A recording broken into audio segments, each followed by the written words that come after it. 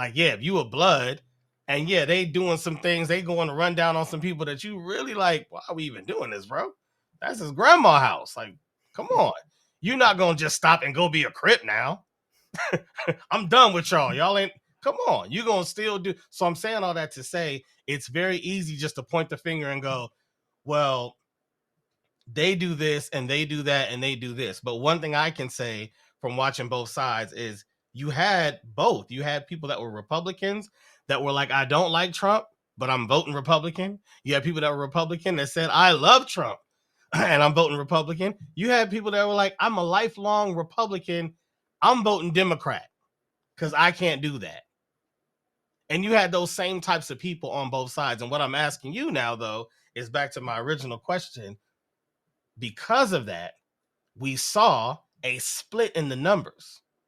So, what from all that gives you this feeling that 80 to 90% of America, as you said, the average American wanted something like Trump, if the numbers don't show that? The reason is because like it's just like in the hood. Like a lot of times people vote against their own. Like I kind of explained it. Like Christian people with Christian values will vote against their own interests just to prove that they're not with this fascist, racist, Nazi person. I can agree with his policies. Like I said, I don't want kids being taught about sex education at 3 years old. I don't want my kid thinking that my son thinking that he's a girl. I don't want my teachers hiding behind, my back teaching them this stuff. But I will vote for the party that solely supports that. I don't want women in men's. I don't want women in men's sports or men in women's sports or men going in women's restrooms. I never would agree with that.